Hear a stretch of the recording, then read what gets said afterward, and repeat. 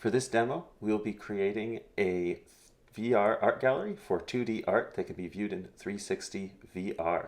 You should have a basic familiarity of some Blender functions and how origin points relate to models. There will be a link to additional video with that material. We will be using the simplest techniques possible for this demo, and then there will be an appended demonstration that allows for some more advanced techniques. So here we are in our space in Blender, and we also have a folder containing all of the images that are going to be in our gallery. And for simplicity, I've named them 1 through 7. Just to be clear, you can do this with any number of images. Because we'll be looking around the space, but not able to venture around the space, we are going to make a gallery with as many walls as we have pieces. In this case, that is 7. So here in our default Blender scene, we have a light, camera, and default cube, also represented here in the scene collection. We're going to go ahead and just select all of those and press X for delete and delete all. The next step we're going to make is we're going to add my favorite of all shapes, the cylinder. So we'll press Shift-A, and here you can see we can add cameras, lights, meshes, and within meshes we have cylinder. Now, before you click anywhere, you'll notice in the bottom left corner of the screen, there's this option that says Add Cylinder. This sneaky little menu right here gives us some chances to customize our cylinder before it's kind of made as a permanent object in the scene. So we're going to set the vertices on that cylinder to 7. And there we go. So now we have our shape, and it's a 7-sided cylinder. Really, you could say that's a septagonal-based prism, but we'll call it a 7-sided cylinder anyway. So this is kind of a long, skinny room. I want to actually have certain somewhat precise dimensions for my space. So I'm going to press the letter N on the keyboard once. Now we have a menu that shows our transform information.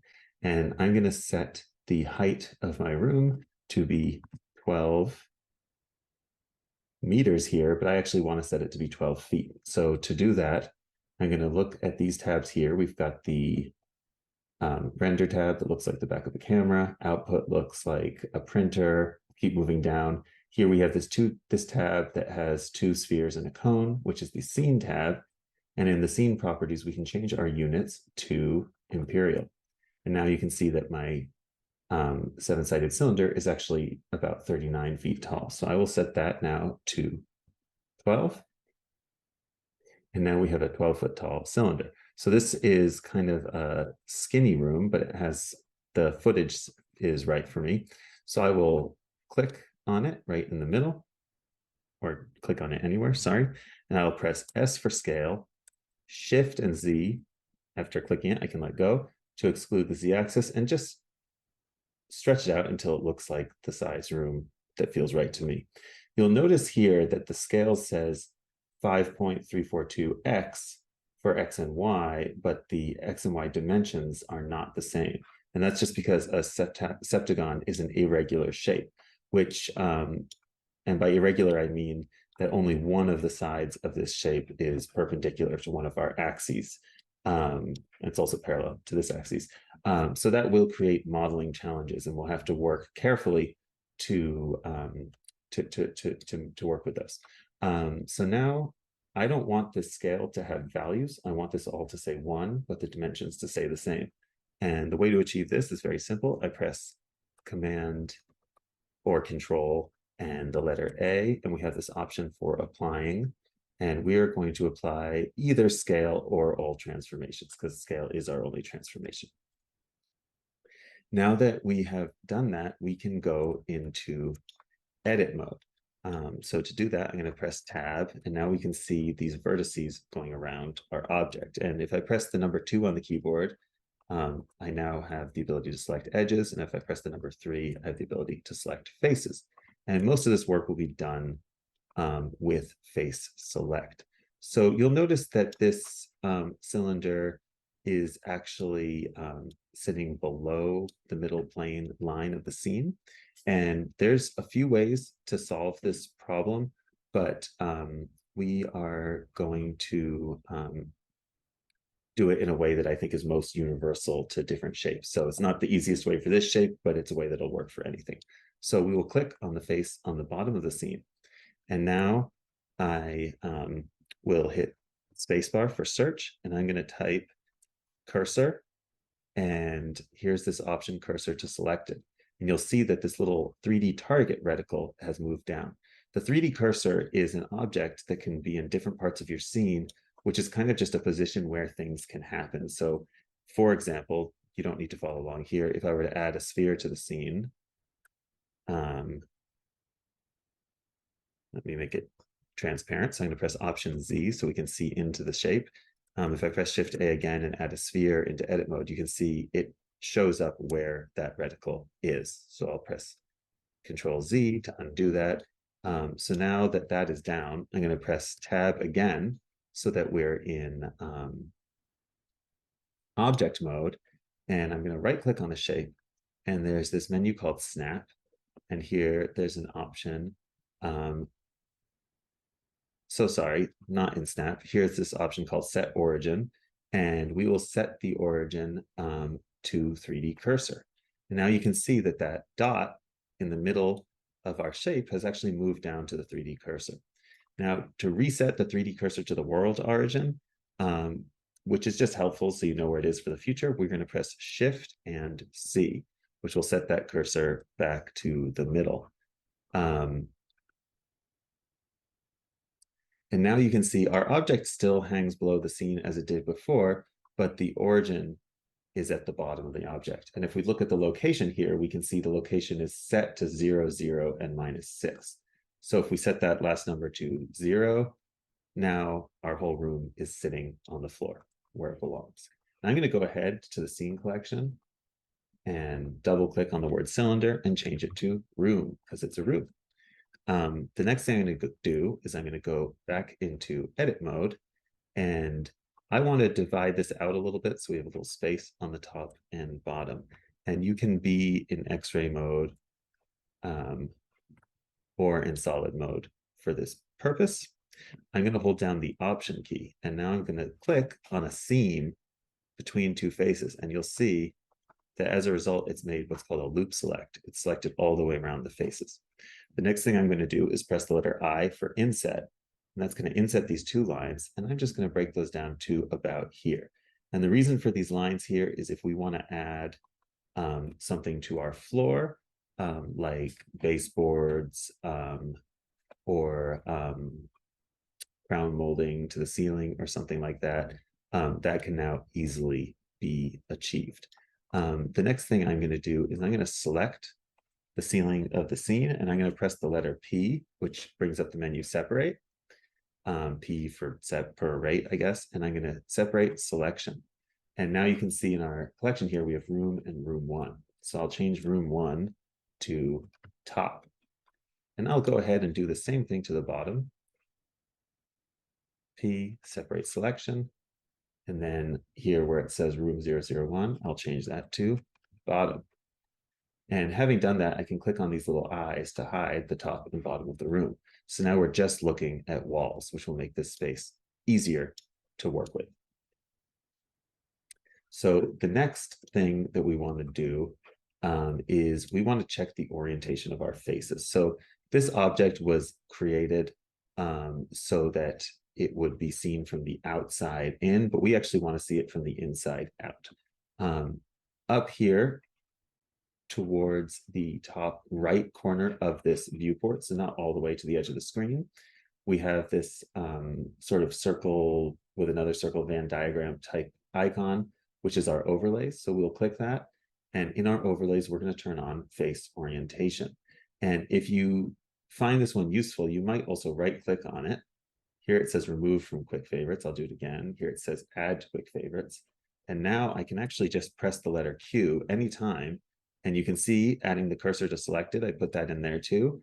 And face orientation is also ready to go.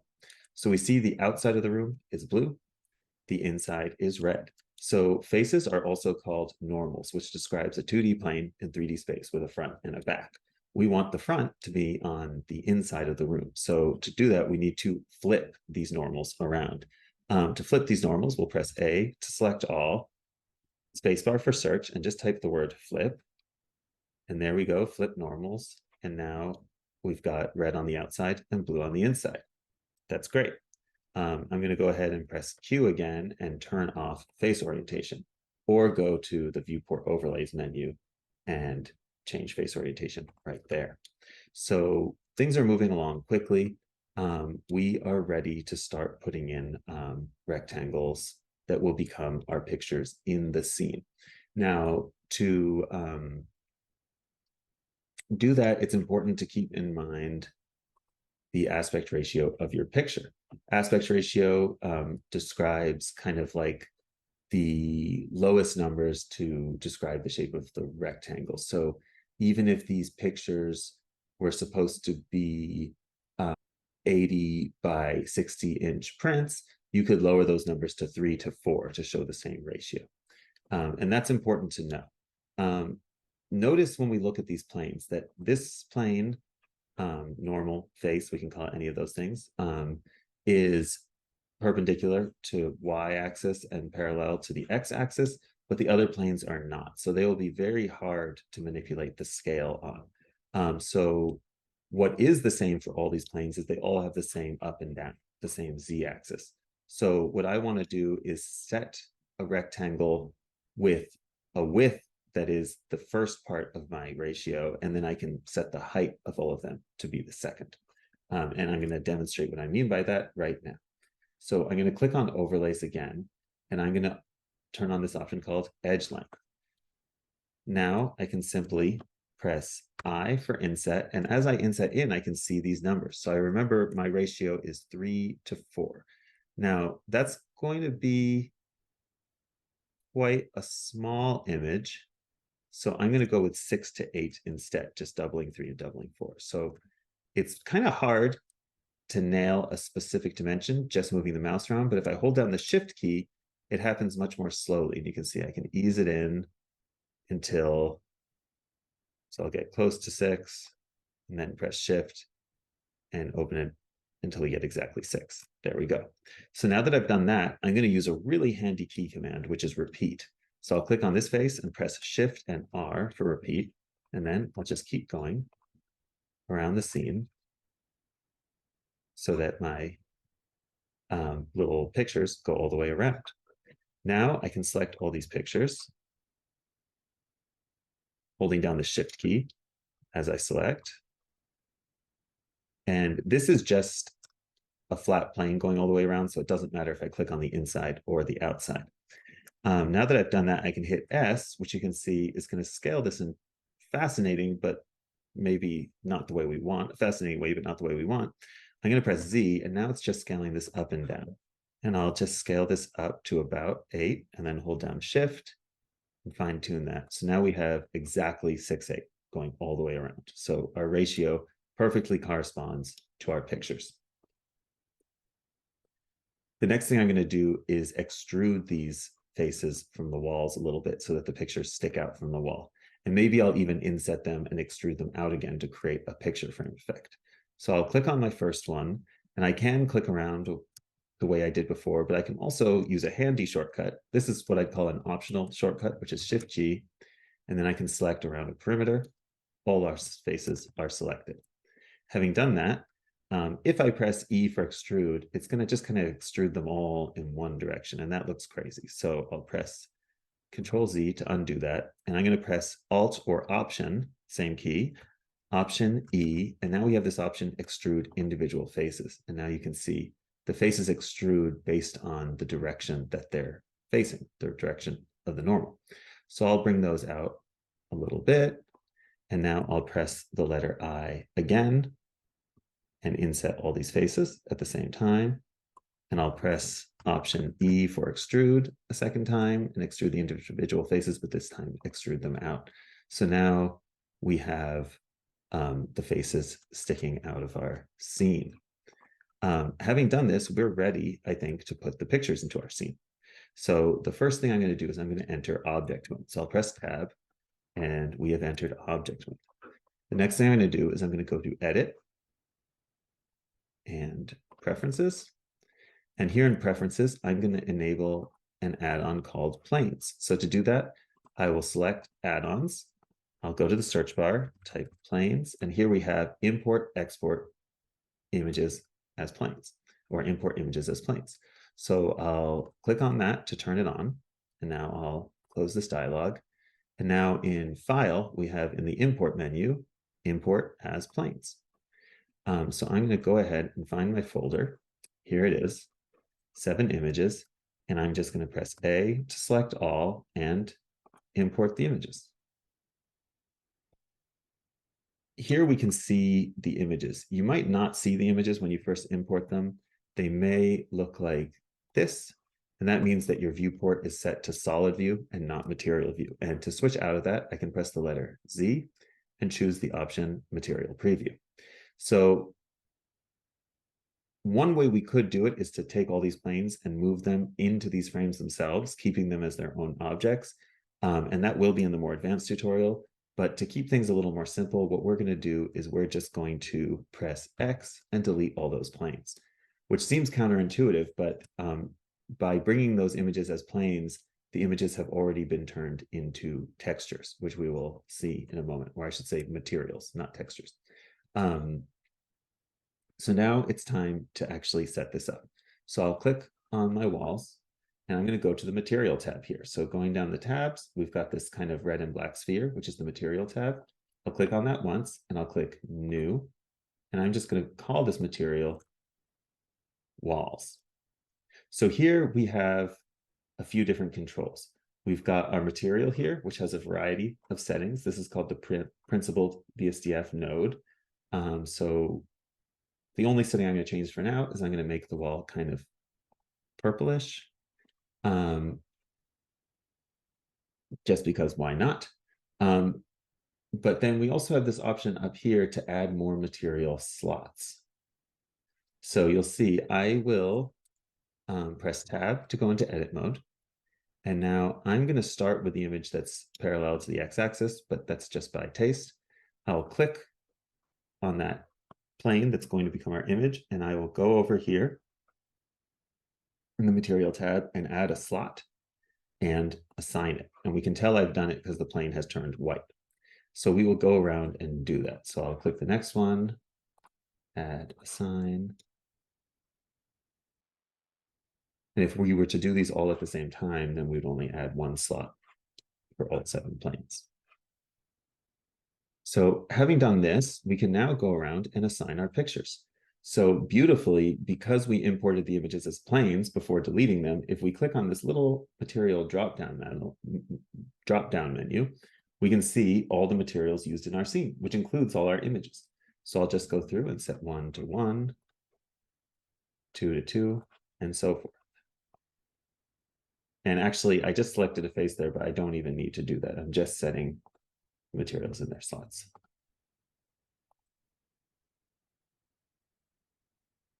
Okay, so that's looking pretty good, except these look kind of off. So this has to do with what's called UV unwrapping, which will be explained in more depth, but in a nutshell, it describes how an image or image-based material wraps around a mesh. So we will click on each of these faces individually.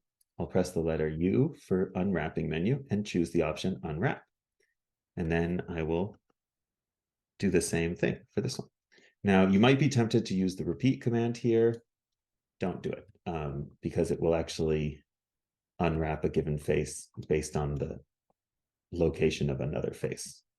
And if that doesn't mean anything, don't worry about it. Just don't do it that way. So I'll hit U again, unwrap. And now you can see our images all look pretty good. Now, for the purposes of this gallery, these images all look fine to me. I can tell that a few of them are slightly cropped off. Like I can see that this image is a little close to the edge of the frame. I could just go with it. Or if I want to fix that, we're going to have to go into a different workspace. So that workspace is the UV editing space. And we've got layout, modeling, sculpting, UV editing. So this gives us 2 windows. We have an image editor on one side. We can scroll in and out with the mouse. And then we have our model on the other. The first thing I'm going to do is press the letter Z over the model and choose material preview so I can see my images again. And now if I click on any of these faces, I can see in the image editor side that there's kind of a rectangle that covers most of the image, but not the whole thing. So I'll press the letter A for select all. And now we can see how this rectangle covers most of, but not all the image. If I press G to move it around, you can see, if I look at the corresponding image in the gallery, that it moves around corresponding to this frame. So to fix this, all we want to do is press the number 2 for edge select, similar to editing a model, and we'll select the edge of the frame that's not covering the image. Now I'll press G for grab and X for x-axis, so it just moves side to side, and just pull it out. So now it fills the image properly. That being said, if you're happy with the way the images work, you don't necessarily have to scrutinize this. If, for instance, your image comes up upside down, what you need to do is select the whole UV map here and rotate it. And you can actually just type 180 to flip it all the way over. I'm going to press escape to cancel that command. Another thing you could do is if you had larger images and you want to crop them in Blender, you can actually press just the letter S for scale and scale this down, and you can see that it zooms into the image, and you can move it around to move around the image too. Undo, undo. So now I'm just going to quickly go around and tweak my other images.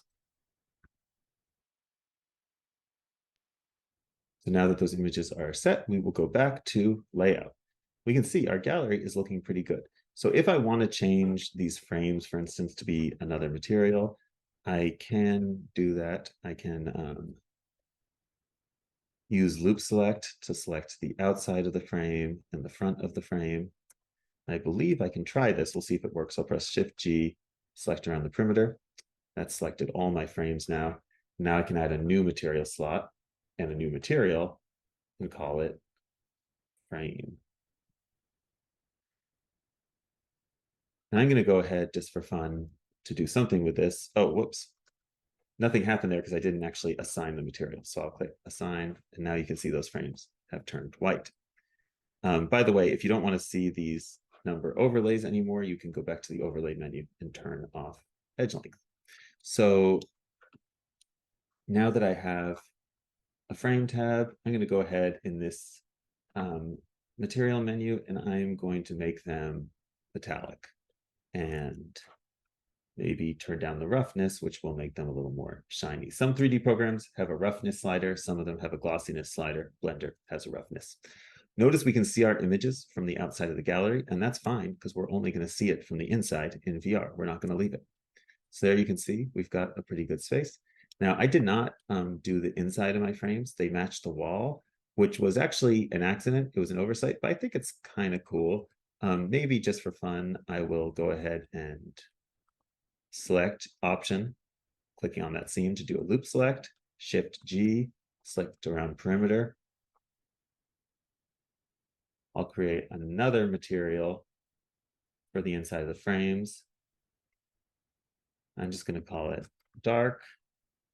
I'm going to make the inside of the frames black. Oh, need to assign it. And a little shiny. And now we've got kind of darkness on the inside of the frames. And I'm going to use that material for the floor as well. I'm going to go ahead and do that right now. So I'll click the bottom of our space. Here we have the floor. I'll select that bottom.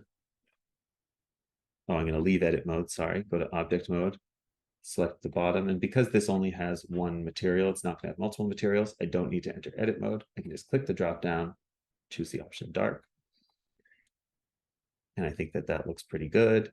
And maybe for the top, for the ceiling, I'll go ahead and create a new material. And I'm just going to make the ceiling just a little bit gray. Why? I don't know. That's just what I thought. I'm going to go ahead and hide the ceiling again so we can see what we're doing inside the space.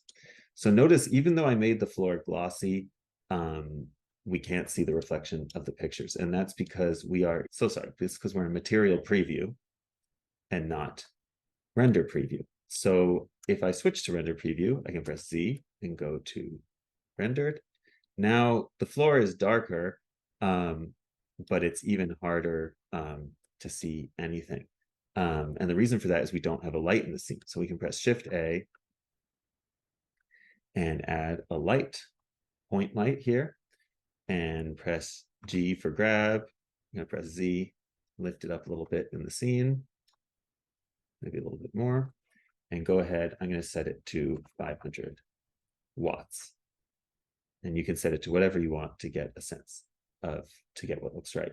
So interestingly, the light reflects on the floor, but not the pictures. And that's because our render engine is Eevee with default settings enabled. So in order to render our scene properly, we want to change our render engine to cycles. And then we want to make sure the device for cycles is set to GPU compute. If it doesn't let you select GPU compute, that probably means your computer doesn't support a graphics card, doesn't have a graphics card that supports Blender. And if that's the case,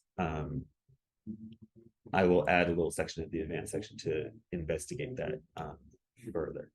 So here we can see we have these nice reflections coming off. You can also see that it's kind of grainy as we re-rotate, and that's because we're using real ray tracing.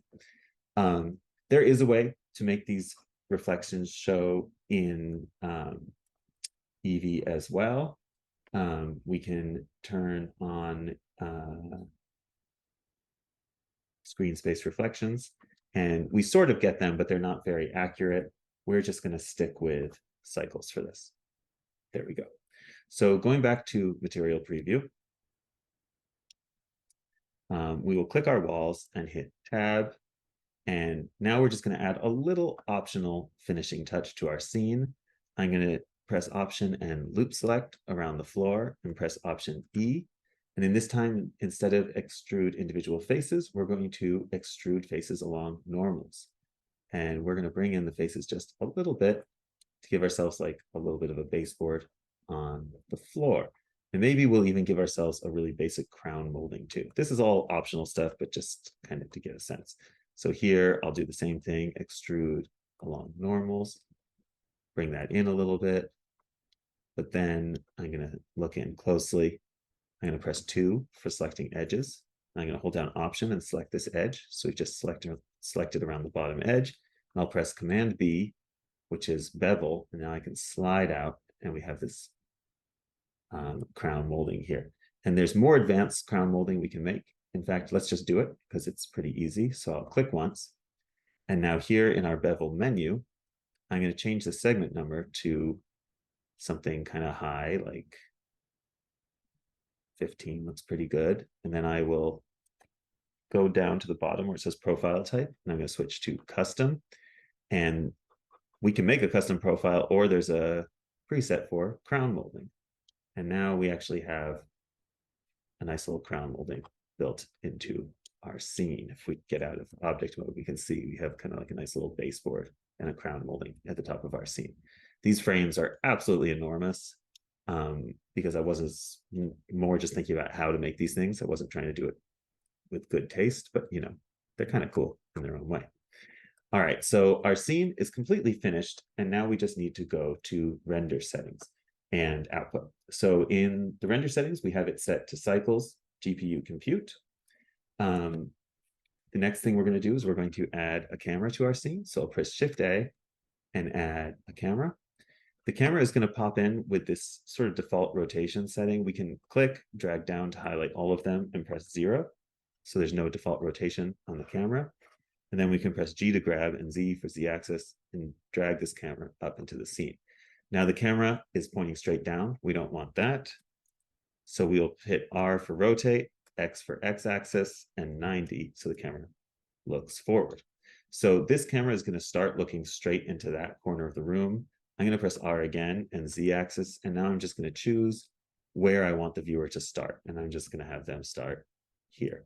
Now you might be wondering, why am I not starting exactly parallel to the scene? And the reason for that is I think that if you start a little off axis, it gives the person a hint that they can look around. So that's just what I'm doing now. I don't do that every time, but it was just a thought I had, so I'm giving it a shot. So our ceiling, the top is here, and it has a little camera next to it, which means it will render, but I'm going to keep it hidden for now so we can see what we're doing. So if I click on this little camera here, I can switch to camera view. And now we're in the room looking straight forward. And we're going to go ahead and switch to the render tab now. And now we're looking straight through the camera. So because we're rendering this for VR, we are going to go to our camera tab and we're going to change the type from perspective to panoramic and from fisheye to equirectangular. And now we have a 360 panoramic view of our scene. I'm also going to go ahead and turn the ceiling back on so I have a better sense of what that looks like in the space. This giant glowing energy or whatever you see at the bottom of the frame, that's actually just a little point of light, which is a reflection of our light source. It's just because the scene is stretched out, it kind of stretches across the bottom of the frame. So having achieved that, we're now going to go to output settings and we're going to change our resolution to 4000 wide by 2000 tall, which is a good resolution for a VR image. And we're also going to go ahead and enable this option called stereoscopy. Now, if we were making a stereoscopic video, we would want to set the type of stereo here. So here I could set stereo 3D, mode, anaglyph for 3D glasses, top, bottom for VR. Because we're rendering image, we'll have another chance to set that up. So PNG, that's the right format to work with. I wish we could do this without having to go back and forth, but now that we've set stereoscopy, we need to go back to the camera one more time and enable this option, spherical stereo. So we're almost ready to go. Back to the render tab, GPU compute is enabled, very good. And now we have some basic render settings here. I will have another video that goes into the render settings in depth, but essentially these samples are like exposure time in a photograph. So that's how many times it sends light, virtual light paths through the scene to trace all the light through the scene. 4,096 samples is going to take a really long time. Rendering has a lot of different concerns, especially for VR, because we have high resolution, which means that by default, we're going to be rendering this scene half at a time, which means that however long it takes to do 4,000 whatever samples, it's going to have to do that twice. And then we're also rendering stereoscopically, which means it'll have to do it 4 times total. So it'll be 2 for the right eye, 2 for the left. So we want to limit the time on this render so it doesn't take us too long. So here for the time limit, I'm going to go ahead and set that time limit for 30 seconds. Now, that's just a compromise I'm using now because that's going to give me a 2-minute render. In fact, because we're just doing a demonstration right now, I'm going to put it way lower. I'm going to put it down to 4 seconds. Keep in mind, this will be very low quality. I recommend you set this number here to about 3 minutes or something like that so that it gives you, it'll render each section of your frame separately. So that'll be approximately a 12-minute render, enough time to go make yourself a cup of coffee and come back and have a nice sharp image. Denoising is what it sounds like. It takes the grain out of your image. I'm going to turn it off this time so you see the noise we get with such a fast render and understand why to render with more time. I also personally don't like the denoise effect. I prefer to just do a longer render and get a nice sort of organic granular look. But most people do prefer the denoise effect, so you don't have to follow my lead on that. So having said that, we'll go to render image. And there we go. So you'll see that our render has this kind of cyan red effect for 3D glasses. That's just in case you want to see how the 3D is working while you're rendering. It's not something that's going to be permanently in the image, but you can turn it off right here by clicking on this icon that looks like glasses. I'm going to go to the image menu and save as, and I'm going to save this image right onto my desktop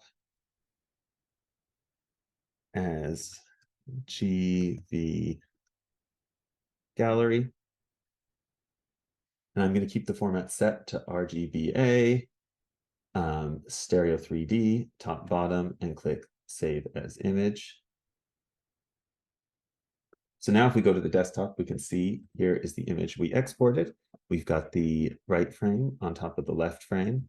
And this image with the top over the bottom is all you need to upload, along with a simple audio recording of your statement.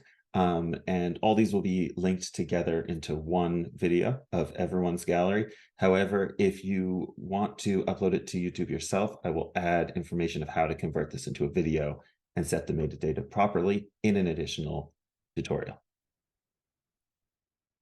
If you also wish to upload your Blender file to share, currently these images in the scene are essentially links to wherever the images are located on your computer. So in order to properly bundle these images, you want to press spacebar for search and type pack. And here you have this option called pack resources. And now you can see all 7 files are packed. And I'll press Control S or Command S on a Mac to save again. And now the Blender file will be significantly larger, but the images will be included in the file. Now, if you're curious to see how equirectangular images work, we can just create a new scene here and add a sphere. And then for that sphere, I'm going to set the material. I'm going to do it with shading here, which is a little more advanced, but this is just for demonstration purposes. So I'm going to go ahead and just open a folder. And here we have the 3D version. I'm actually going to grab a 2D version for these purposes. I'll just grab that material because we're just going to look at one channel. And then I'll connect that to the base color of our scene. And you can see